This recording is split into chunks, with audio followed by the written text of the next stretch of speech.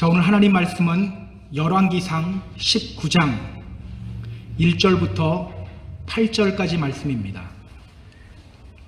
열왕기상 19장 1절부터 8절까지 말씀. 열왕기상 19장 1절부터 8절까지 말씀. 자, 우리 다 같이 한 목소리로 봉독하도록 하겠습니다. 같이 읽습니다. 아합이 엘리야가 행한 모든 일과 그가 어떻게 모든 선지자를 칼로 죽였는지를 이세벨에게 말하니, 이세벨이 사신을 엘리야에게 보내어 이르되, 내가 내일 이맘때에는 반드시 내 생명을 저 사람들 중 한 사람의 생명과 같게 하리라. 그렇게 하지 아니하면 신들이 내게 벌 위에 벌을 내림이 마땅하니라 한지라. 그가 이 형편을 보고 일어나 자기의 생명을 위해 도망하여 유다에 속한 브엘세바에 이르러 자기의 사환을 그곳에 머물게 하고, 자기 자신은 광야로 들어가 하룻길쯤 가서 한 로뎀나무 아래에 앉아서 자기가 죽기를 원하여 이르되, 여호와여, 넉넉하오니 지금 내 생명을 거두시옵소서. 나는 내 조상들보다 낫지 못하나이다 하고 로뎀나무 아래 누워 자더니 천사가 그를 어루만지며 그에게 이르되, 일어나서 먹으라 하는지라. 본즉 머리맡에 숯불에 구운 떡과 한 병 물이 있더라. 이에 먹고 마시고 다시 누웠더니 여호와의 천사가 또다시 와서 어루만지며 이르되, 일어나 먹으라. 내가 갈 길을 다 가지 못할까 하노라 하는지라. 이에 일어나 먹고 마시고 그 음식물의 힘을 의지하여 40주 40야를 가서 하나님의 산 호렙에 이르니라. 아멘. 우리가 부르는 찬송 중에 저 높은 곳을 향하여 라는 곡이 있어요. 저 높은 곳을 향하여. 저 높은 곳을 향하여 날마다 나아갑니다. 내 뜻과 정성 모아서 날마다 기도합니다. 내 주여, 내 마음 붙드사 그곳에 있게 하소서. 그곳은 빛과 사랑이 언제나 넘치옵니다. 이 찬송의 저자는요, 이렇게 기도해요. 저 높은 곳을 향하여 날마다 나아가겠습니다. 주님, 기도합니다. 내 마음을 붙들어서 날마다 저 높은 곳을 향하는 그 길 위에 있게 해주소서. 여러분, 믿음의 사람은요, 저 높은 곳을 향하여 날마다 나아가는 사람들입니다. 독수리가 날개치며 하늘로 올라감같이 위를 향해 올라가는 사람들이 바로 믿음의 사람이에요. 그래서 유명한 목사님이신 찰스 스펄전 목사님은요, forward, 그러니까 앞으로라는 그의 설교에서 이렇게 말했어요. 우리 믿는 사람들에게 앞은 곧 위를 의미합니다. 우리 믿음의 사람들은 위를 향해 전진하는 삶을 살아야 합니다. 믿음의 길은요, 오르막길이라는 거예요. 내리막길이 아니라는 거예요. 오늘 여러분 어디에 있습니까? 저 높은 곳을 향하여 올라가는 오르막길에 있습니까? 아니면 저 아래를 향하여 떨어지는 내리막길 위에 있습니까? 너무 자신있게 내리막길이라고 하면 곤란해집니다. 저는 오늘 우리가 오르막길에 들어서기를 결단하는 저와 여러분이 되었으면 좋겠어요. 오늘 본문에는 엘리야 선지자가 나와요. 아주 위대한 하나님의 선지자입니다. 그런데 오늘 본문을 가만히 살펴보면 엘리야의 모습이 조금 이상해요. 우리가 아는 엘리야의 모습이 아니에요. 여러분, 우리가 아는 엘리야는 어떤 사람이죠? 두려움 없이 말씀에 굳건히 서 있었던 사람이 바로 엘리야 선지자예요. 엘리야가 활동하던 당시에 북이스라엘의 왕은 아합이라는 왕이었습니다. 성경은요, 아합에 대해서 이렇게 소개해요. 오므리의 아들 아합이 그의 이전의 모든 사람보다 여호와 보시기에 악을 더욱 행하여, 북이스라엘 왕들 중에서 가장 악한 왕이 바로 아합이었다고 말해요. 성경은 왜 그를 악한 왕이라고 할까요? 바로 그의 우상 숭배 때문입니다. 그는요, 시돈이라는 나라의 왕 엣발이라는 사람의 딸 이세벨을 아내로 맞이합니다. 이 엣발이라는 말은요, 바알과 함께하는 사람이라는 뜻이에요. 그 엣발의 딸인 이세벨을 아내로 맞이하고 그 이후부터 그는 북이스라엘의 수도인 사마리아에 바알의 신전을 세워요. 그리고 그 안에서 바알을 섬기기 시작합니다. 그런 아합을 보면서 엘리야 선지자는 이런 선포를 합니다. 내가 섬기는 이스라엘의 하나님 여호와께서 살아계심을 두고 맹세하노니 내 말이 없으면 수년 동안 비도 이슬도 있지 아니하리라. 내가 섬기는 이스라엘의 하나님 여호와께서 살아계심을 두고 맹세하노니 내 말이 없으면 수년 동안 비도 이슬도 있지 아니하리라. 당시 왕에게 이런 말을 한다는 것은 상상할 수도 없는 일이죠. 그럼에도 불구하고 엘리야가 이렇게 선포한 이유가 있어요. 그게 뭘까요? 그냥 어느 날 감정이 막 복받쳐 올라서 선포한 걸까요? 그렇지 않아요. 신명기 11장 16절 17절에서 하나님이 하신 말씀이 있어요. 신명기 11장에서 하나님이 이런 말씀하십니다. 너는 스스로 삼가라. 두렵건대 마음에 미혹하여 돌이켜 다른 신들을 섬기며 그것에게 절함으로 여호와께서 너희에게 진노하사 하늘을 닫아 비를 내리지 아니하며 땅이 솟아를 내지 않게 하심으로 너희가 여호와께서 주신 아름다운 땅에서 속히 멸망할까 하노라. 출애굽한 이스라엘 백성들에게 하나님이 말씀하셨어요.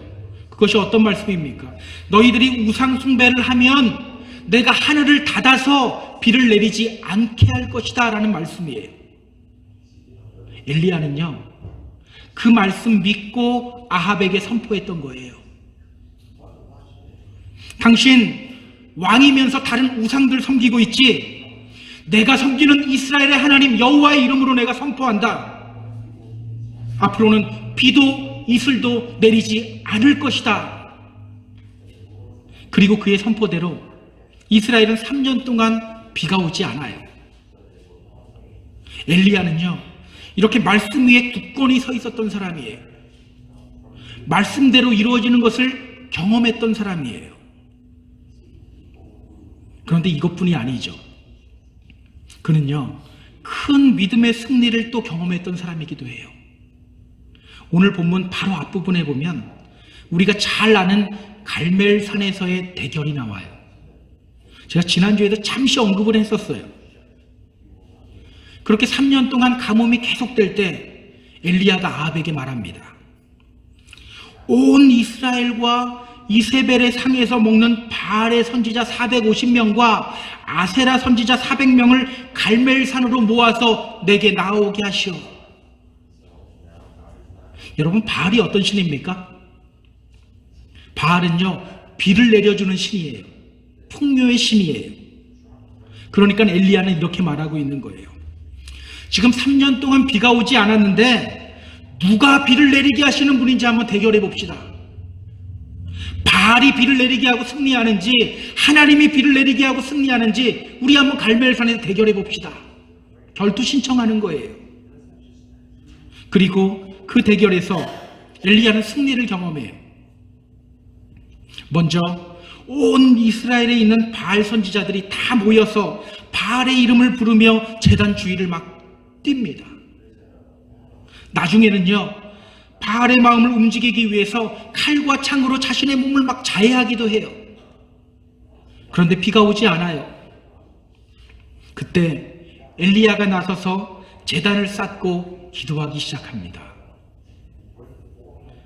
간절한 기도 끝에 구름이 생기더니 하늘이 검게 변하고 비가 내리기 시작해요.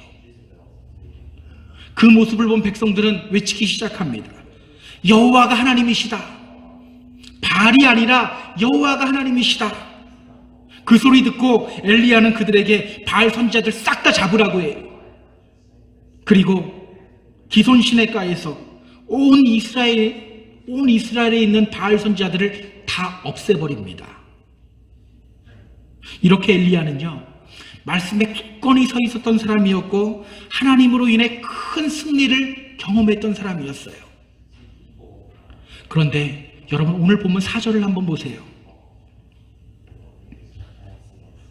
자기 자신은 광야로 들어가 하룻길쯤 가서 한 로뎀나무 아래에 앉아서 자기가 죽기를 원하여 이르되 여호와여 넉넉하오니 지금 내 생명을 거두시옵소서. 나는 내 조상들보다 낫지 못하나이다 하고, 그는 지금 한 로뎀나무 아래에 앉아서 하나님을 향해 외치고 있어요.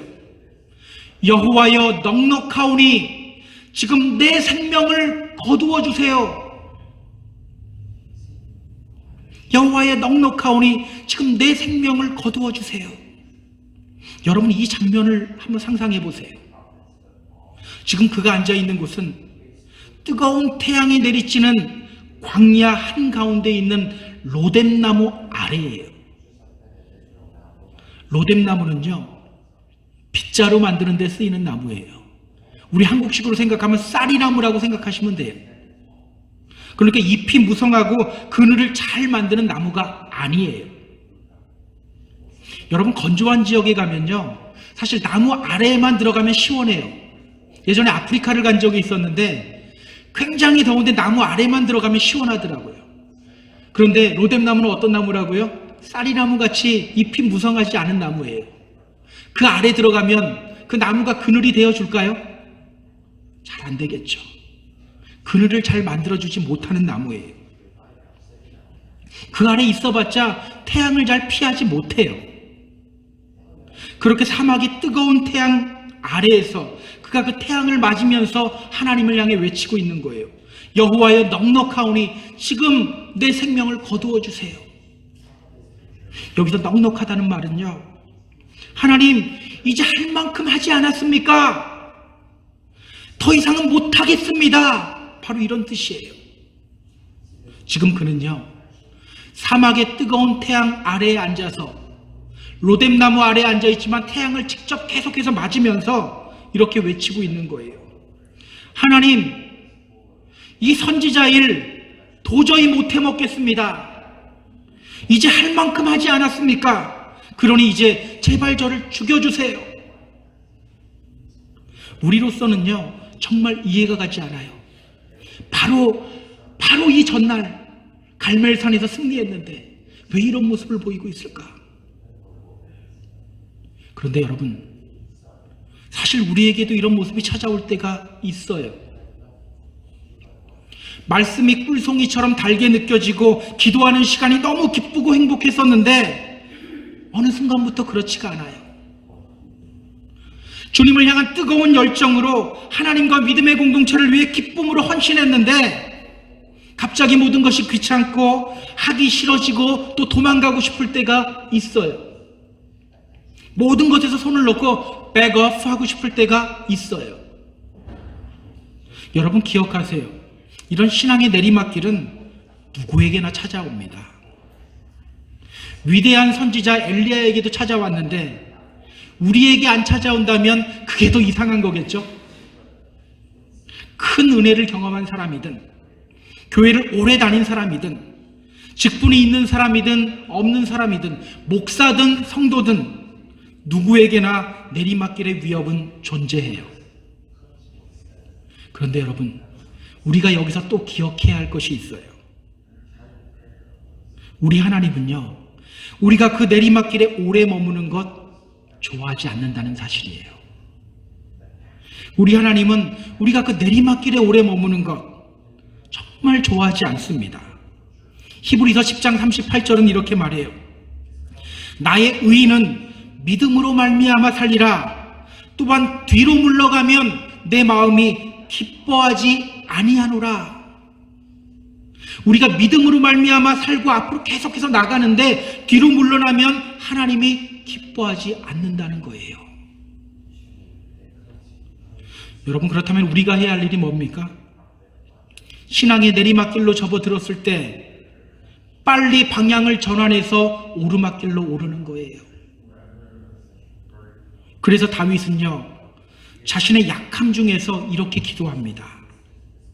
내 마음이 약해질 때 땅끝에서부터 주께 부르짖으오니 나보다 높은 바위에 나를 인도하소서. 다윗이 이렇게 기도해요. 내 마음이 약해질 때 땅끝에서부터 내가 주께 부르짖습니다. 나를 높은 바위로 인도해 주세요. 오늘 우리들 안에도 이런 간절함이 생겨났으면 좋겠어요.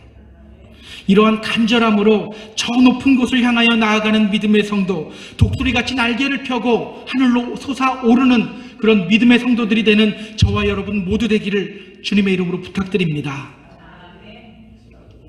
자, 그렇다면 여러분, 우리는 어떻게 위를 향하여 올라가게 될 수 있을까요? 어떻게 위를 향하여 올라가는 믿음의 사람이 될 수 있을까요?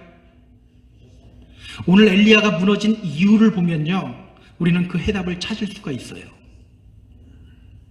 엘리야가 이렇게 신앙의 내리막길을 걷게 된 원인은 어디에 있을까요? 우리 3절 같이 볼까요? 자, 3절. 그가 이 형편을 보고 일어나 자기의 생명을 위해 도망하여 유다에 속한 부엘세바에 이르러 자기의 사환을 그곳에 머물게 하고, 그가 이 형편을 보고 일어나, 지금 그에게 닥친 어떤 상황과 형편을 보고 그가 광야로 도망했다라는 거예요. 그가 본 무언가 때문에 그가 이렇게 내리막길을 걷게 되었다는 거예요. 우리 한국말 성경을 보면요, 이 형편이 뭘까라고 우리는 먼저 생각하는데, 실제로 히브리 성경은요, 보다라는 말을만 사용해요. 형편이라는 단어는 사용하지 않아요. 그가 보았기 때문에 광야로 갔다라는 거예요. 여러분, 엘리야가 본 것이 뭘까요? 엘리야가 본 것, 1절 2절에 나와요. 자, 1절 2절 제가 한번 읽어볼게요. 아합이 엘리야가 행한 모든 일과 그가 어떻게 모든 선지자를 칼로 죽였는지를 이세벨에게 말하니, 이세벨이 사신을 엘리야에게 보내어 이르되, 내가 내일 이맘때에는 반드시 내 생명을 저 사람들 중 한 사람의 생명과 같게 하리라. 그렇지 아니하면 신들이 내게 벌 위에 벌을 내림이 마땅하니라 한지라. 갈멜살 대변 후에 엘리야는 온 이스라엘에 있는 바알 선지자들을 다 없애버렸어요. 그것을 아합이 자신의 아내 이세벨에게 일러 바쳐요. 그런데 이세벨은요, 기가 죽지 않아요. 엘리야가 온 이스라엘에 있는 바알 선지자들을 다 없애버렸다는 소식을 듣고 그는 복수의 칼을 빼듭니다. 엘리야에게 사신을 보내서 이렇게 말해요.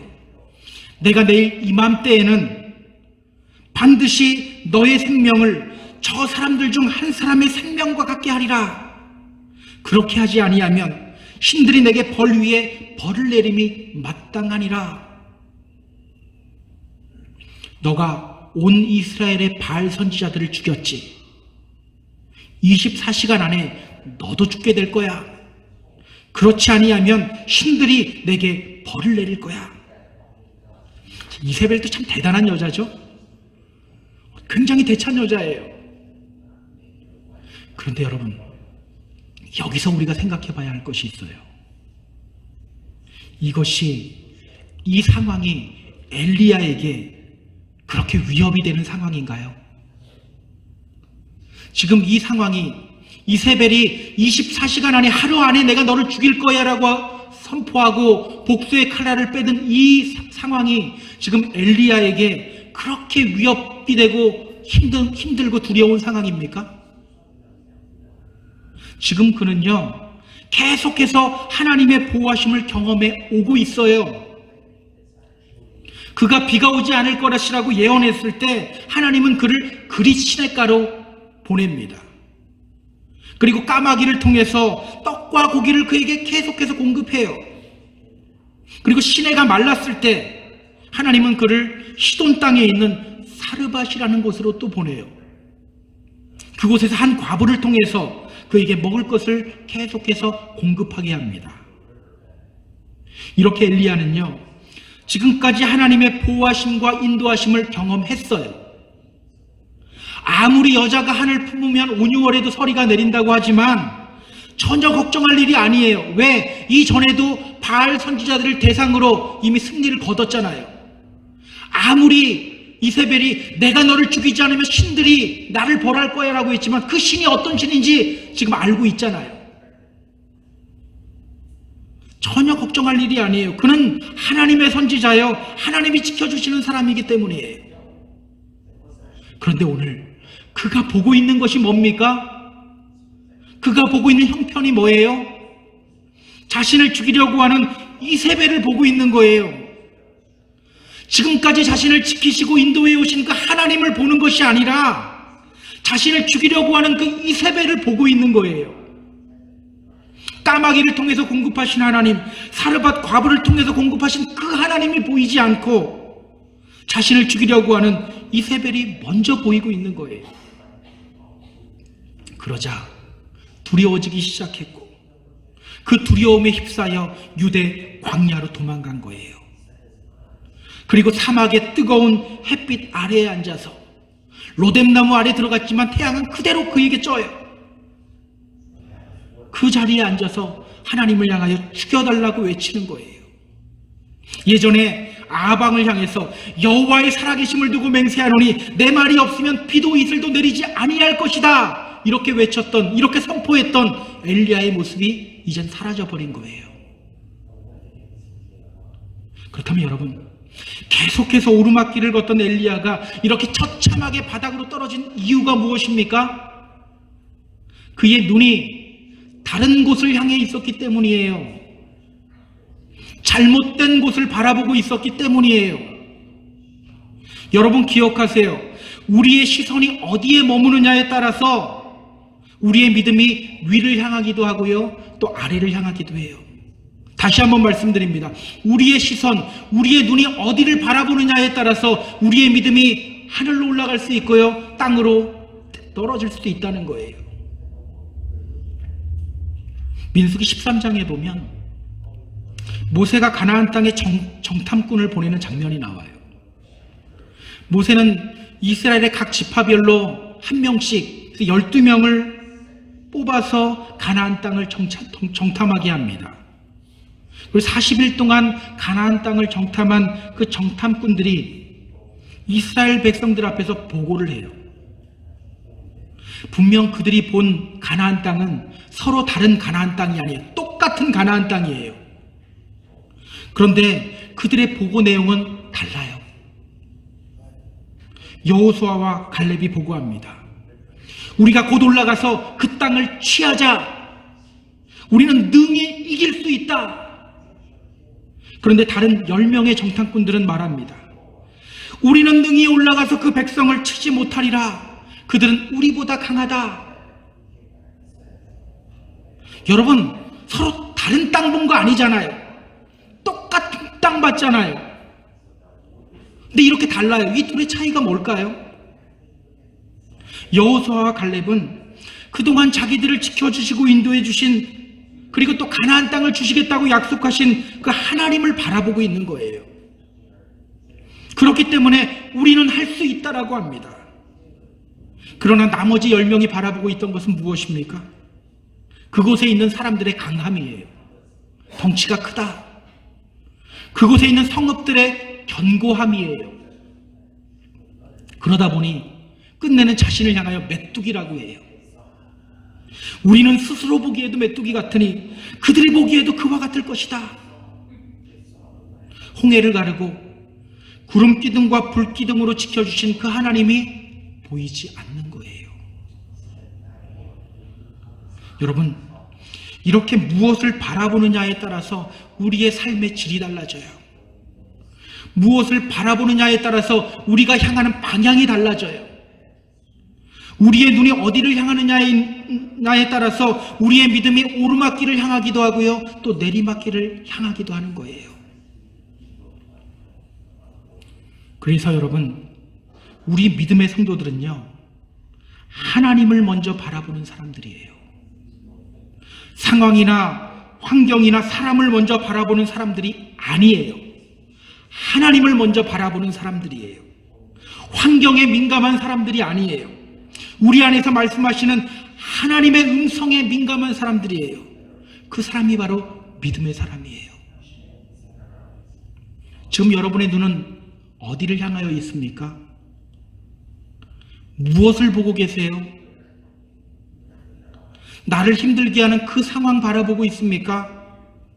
나를 힘들게 하는 그 사람 바라보고 있습니까? 우리를 사랑하시고 우리를 택하시고 우리를 구원하시고 인도하시고 보호해오고 계시는 그 주님을 먼저 바라보시기 바랍니다. 골로새서 3장 1절 2절은 이렇게 말해요. 그리스도와 함께 다시 살리심을 받았으면 위의 것을 찾으라. 거기는 그리스도께서 하나님 우편에 앉아 계시느니라. 위의 것을 생각하고 땅의 것을 생각하지 말라. 그리스도와 함께 다시 살리심을 받았으면, 여러분 그리스도와 함께 다시 살리심을 받았습니까? 그러면 어떻게 하라고요? 위의 것을 찾으라고요. 위의 것을 생각하고 땅의 것 바라보지 말라고 말해요. 이번 주에 새벽마다 계속 사무엘상을 나갔는데 이번 주에 다 마쳤어요. 근데 사무엘상 마지막 부분을 보면 이 다윗과 사울의 엄청난 대조가 나와요. 자신을 죽이려고 하는 사울을 피해서 다윗은 블레셋 땅으로 망명해요. 그랬다가 블레셋 편에 서서 이스라엘과 전쟁을 할 수밖에 없는 그런 상황에 놓이게 됩니다. 그런데 하나님은요, 그에게 피할 길을 주셔요. 블레셋 방백들의 마음을 움직여서 다윗을 다시 집으로 돌려보내요. 그렇게 다윗은 피할 길을 내어주시는 하나님을 경험해요. 그리고 기뻐하며 자신의 터전인 시글락 땅으로 돌아옵니다. 그런데 마을이요, 처참하게 변해 있었어요. 모두 불에 타서 폐허가 되어 있었고 가족들이 보이지 않아요. 누군가 가족들을 사로잡아서 어디론가 데려간 거예요. 그때 다윗의 부하들은 모든 책임을 다윗에게 돌리며 돌을 들고 다윗을 애워쌉니다. 다윗이 기분이 어땠을까요? 다윗도 지금 아내 사라졌거든요. 그리고 내가 거둔 것도 아니고 지들이 왔는데, 지들이 올 때는 언제고 나를 향해 돌을 들어? 아마 죽더라도 나도 한 명은 죽이고 죽을래 그러고 막 같이 돌 들었을지도 몰라요. 저라면 그렇게 했을 거라고요. 그런데 이때 이 상황에 대해서 성경은 이렇게 말해요. 다윗이 크게 다급하였으나 그의 하나님 여호와를 힘입고 용기를 얻었더라. 다윗이 크게 다급하였으나 그의 하나님 여호와를 힘입고 용기를 입었더라. 한편 사울은요, 블레셋과의 전투에서 크게 패해요. 화살이 날아오기 시작하자 사울은 자신의 무기를 든 자에게 말합니다. 칼로 나를 찔러라. 저 할례 받지 않은 자들에게 죽임 당하느니 차라리 스스로 죽음을 택하겠다. 이 부분이 역대상 10장에도 나오는데요. 역대상 10장 3절 4절은 이 부분을 이렇게 표현해요. 여러분 잘 들어보세요. 사울이 맹렬히 치며 활 쏘는 자가 사울에게 따라 미치매 사울이 그 쏘는 자로 말미암아 심히 다급하여, 다윗도 다급했고 지금 사울도 다급했죠. 이 뒤서부터 틀리는 거예요. 사울이 자기의 무기를 가진 자에게 이르되 너는 칼을 빼어 그것으로 나를 찌르라. 할례 받지 못한 자들이 와서 나를 욕되게 할까 두려워하노라. 똑같이 다급한 상황이었는데 결과가 다르게 나타나요. 똑같이 다급한 상황이었는데 다윗은 하나님을 바라보며 힘과 용기를 얻어요. 그리고 결국은 아말렉으로부터 승리를 거두고 가족들을 다 되찾아요. 그러나 사울은 똑같은 다급한 상황이었는데 끝내 하나님을 바라보지 못하고 자신의 자존심 지킨다는 명목으로 스스로 목숨을 끊어버려요. 여러분, 성도의 자존심이 뭡니까? 성도의 자존심이 뭐예요? 여러분 기억하세요. 성도의 자존심이란 정말 위급하고 다급한 상황, 하나님이 나를 버린 것 같은 그 상황에서 하나님 바라보는 것, 이것이 바로 성도의 자존심이에요. 끊임없이 하나님 바라보면서 기도와 말씀 속으로 들어오는 것이 바로 성도의 자존심이에요. 누가 뒤에서 나를 향해 뭐라고 한다고 발끈하는 것, 여러분 이러고 자존심 세웠다고 생각하세요? 그게 자존심이 아니라는 거예요. 그 상황에서 하나님 바라보면서 기도와 말씀 속으로 계속해서 들어오는 것, 이것이 바로 성도의 자존심이라는 거예요. 어떤 상황에서도 주님을 바라보며 기도하며 말씀 속으로 들어가는 것, 이것이 바로 성도의 자존심이에요. 결국 믿음의 오르막길에 서는 길은 끊임없이 주님 바라보며 기도하고 말씀 듣는 자리로 나아가는 수밖에 없는 거예요. 다른 방법이 있을 것 같으세요? 있으면 저에게 좀 알려주세요. 나도 그 방법 좀 사용해보게. 없어요. 그런데도 우리는 기도하지 않고 말씀 속으로 들어오지 않으면서 하나님 믿는다고 말해요. 그러다 보니까 어떻게 합니까? 누가 조금만 나에게 뭐라고 해도 발끈하는 거예요. 뒤로 물러서는 거예요. 내리막길로 곧장 향해버리는 거예요. 여러분 잘 알아야 돼요. 성도의 자존심, 어떤 상황이더라도 주님 바라보는 것이 성도의 자존심이에요. 여러분 지금 뭐 보고 있습니까? 자존심 지키고 있나요? 시편 123편 기자는요, 이렇게 하나님을 향해서 기도해요. 하늘에 계시는 주여, 내가 눈을 들어 주께 향하나이다. 하늘에 계시는 주여, 내가 눈을 들어 주께 향하나이다. 이와 같은 기도와 결단이 오늘 우리의 기도와 결단이 되어야 합니다. 우리의 눈을 환경과 상황과 사람에 고정시키지 마세요. 하나님께 고정하시기 바랍니다. 그러므로 말미암아 환경을 극복하는 능력을 소유하며 계속해서 하나님께로 올라가는 우리 성도님, 저와 여러분 모두 되기를 주님의 이름으로 축복합니다. 오늘 우리는요, 하나님의 마음을 좀 읽을 수 있어야 돼요. 오늘 엘리야에게 하나님이 어떻게 하시는지 한번 봤으면 좋겠어요. 우리 같이 5절, 6절 함께 읽어볼까요? 자, 5절, 6절 우리가 함께 읽습니다. 로뎀나무 아래 누워 자더니 천사가 그를 어루만지며 그에게 이르되 일어나서 먹으라 하는지라. 본즉 머리맡에 숯불에 구운 떡과 한 병 물이 있더라. 이에 먹고 마시고 다시 누웠더니. 오늘 하나님은요, 그런 엘리야를 나무라지 않아요. 너 그동안 내가 너를 얼마나 지켜주고 얼마나 인도하고 그거 다 받고 내가 행하는 역사를 다 경험하고 너 지금 이따위로 행동해? 이렇게 말하지 않아요. 그를 어루만지며 위로하십니다. 일어나라, 일어나라. 그리고 음식과 물을 공급해 주세요. 여러분, 하나님이 이렇게 엘리야를 위로해 주시는 이유가 뭘까요? 우리 7절, 8절 또 한번 볼까요? 7절, 8절 제가 읽어볼게요. 여호와의 천사가 또다시 와서 어루만지며 이르되 일어나 먹으라. 내가 갈 길을 다 가지 못할까 하노라 하는지라. 이에 일어나 먹고 마시고 그 음식물의 힘을 의지하여 40주 40야를 가서 하나님의 산 호렙에 이르니라. 하나님의 엘리야를 이렇게 위로하시고 어루만지는 이유가 무엇입니까? 다시 위를 향하여 달려가라는 거예요. 모세가 여호와 하나님을 만났던 산, 그 호렙산에 이르라는 거예요. 그 호렙산에 이르게 하기 위해서 하나님은 떡과 물을 주시고 일어나라, 일어나라 어루만지시는 거예요. 여러분 기억하세요. 이것이 바로 우리를 향한 하나님의 마음입니다. 우리 하나님은요, 우리가 바닥으로 떨어져서 주저앉아 있는 것 정말 원치 않으세요. 계속해서 일어나서 하나님의 산 호렙에 이르기를 원하십니다. 그 하나님께서 오늘도 우리를 위로하며 다시 한번 달리기를 결단하라라고 말씀하고 계십니다.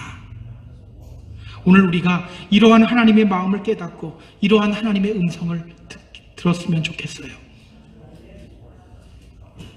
1968년 10월 20일 그날은요, 제19회 멕시코 올림픽이 마라톤을 끝으로 그 마지막 피날레를 장식하는 날이었어요. 이제 우승자들이 들어온 지도 1시간이 훨씬 넘게 지났고 조명들도 거의 꺼지고 어두워질 무렵 멕시코시티 올림픽 스타디움에 사이렌 소리와 함께 그 차를 뒤따르는 한 선수가 있었어요. 쩔뚝거리면서 거의 쓰러질 듯 비틀거리며 들어오고 있는 선수였어요. 그의 이름은 존 스티븐 아쿠아리라는 아프리카 탄자니아의 마라톤 대표 선수였어요. 그 선수의 다리는 온통 피투성이었고 붕대가 감겨져 있었어요. 곧 쓰러질 듯 헐떡거리며 절뚝거리며 이 선수는 마지막 그에게 남겨진 트랙을 다 돕니다. 처음 출발하고 얼마 지나지 않아서 그만 스텝이 꼬이면서 옆 사람과 부딪히면서 부상을 얻게 된 거예요. 의료진들은 말합니다. 지금 더 이상 달리기에는 무리입니다. 그러나 그는 포기하지 않고 끝까지 달렸던 거예요. 그리고는 42.195km라는 길고 긴 거리를 부상당한 몸으로 포기하지 않고 달려왔어요. 그렇게 마지막 한 바퀴를 돌고 그는 결승선을 넘자마자 쓰러집니다. 그를 향해서 기자들이 달려가요. 이렇게 부상을 당하고도 왜 포기하지 않았습니까? 그러자 그가 눈물을 흘리면서 이런 대답을 해요. My country did not send me to Mexico City to start the race. They sent me to finish. 나의 조국이, 내 나라가 나를 멕시코 시티에 보낸 것은 단지 경주 출발하라고 보낸 것이 아닙니다. 경주 완주하라고 보낸 겁니다. 맞습니다. 하나님이 우리를 성도로 불러주셨을 때에는요, 끝까지 완주하라고 부르신 거예요. 때문에 우리의 역할은요, 끝까지 달려가는 거예요. 내려가면 다시 한번 올라가기를 결단하며 달리는 거예요. 사람과 환경 바라보지 않고 오직 하나님만을 바라보며 달려가는 거예요. 나를 위하기보다는 오직 하나님을 위하여 달리는 거예요. 그렇게 달렸던 바울이 나중에 어떤 고백을 합니까? 내가 선한 싸움을 싸우고 나의 달려갈 길을 마치고 믿음을 지켰으니 이제 후로는 나를 위하여 의의 면류관이 예비되었다. 저는 우리 모두가 이러한 믿음의 고백의 주인공이 되었으면 좋겠어요. 끝까지 하나님을 바라보고 하나님을 위하여 달려 올라가는 저와 여러분 모두 되기를 주님의 이름으로 축복합니다. 축복합니다. 자, 우리 같이 찬양할 때요, 주께 가오니 날 새롭게 하시고 독수리 날개쳐 올라가듯 나 주님과 함께 일어나 걸으리 주의 사랑 안에, 우리 찬양하면서 주님, 우리가 멈춰서 있는 삶이 아니라 밑으로 내리막길로 향하는 삶이 아니라 계속해서 오르는 그런 삶을 살아가겠습니다. 우리가 함께 이 찬양하면서 고백하고 결단하도록 하겠습니다.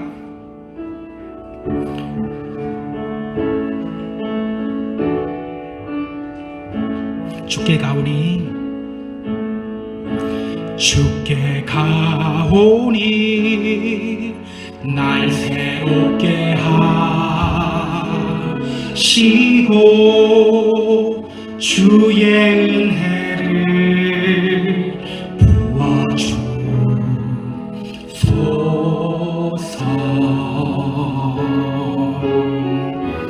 내 안에 발견한 나의 연약 모두 벗어지리라. 주의 사랑으로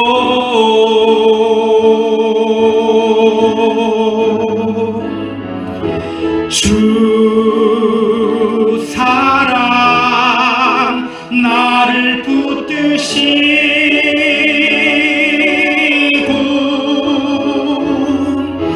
주 곁에 날 이끌소서.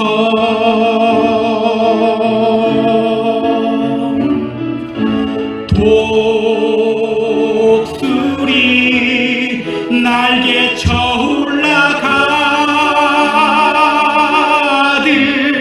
나 주님과 함께 일어나 걸으리. 주의 사랑 안에 우리 2절 나의 눈 열어 주를 보게 하시고 나의 눈 열어 주를 보게 하시고 주의 사랑을 알게 하소서.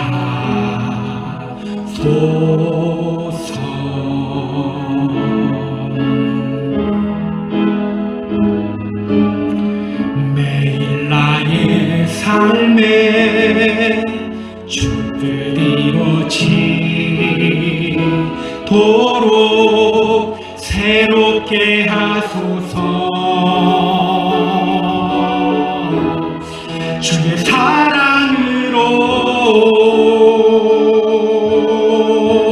주 사랑 나를 붙드시고 주 사랑 나를 붙드시고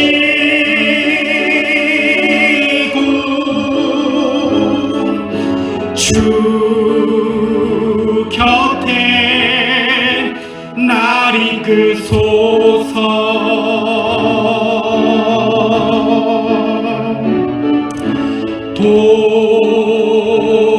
독수리 날개쳐 올라가듯 나 주님과 함께 일어나 걸으리. 주의 사랑 안에 주 사랑 나를 붙드시고 주 사랑 나를 붙드시고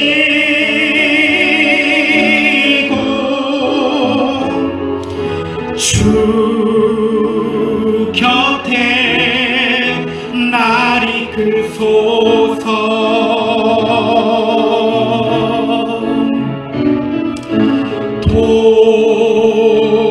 독수리 날개쳐 올라가듯 나 주님과 함께 일어나 걸으리. 주의 사랑 안에. 자, 이 시간 우리 함께 기도하며 나아갈까요? 이 시간 기도할 때 하나님, 저는 지금 어디에 있습니까? 주님, 이 시간 저를 보게 하여 주시옵소서. 내가 진정 오르막길에 있습니까? 내리막길에 있습니까? 멈춰서서 주저앉아 있지는 않습니까? 이제는 우리가 주님 바라보며 부르심의 상을 따라서 표대를 향해 달려나가는 저희들 되길 원합니다. 우리가 함께 이 시간 기도하며 나아갑니다. 기도합니다. 오 하나님, 이 시간 우리가 주님께 간구하며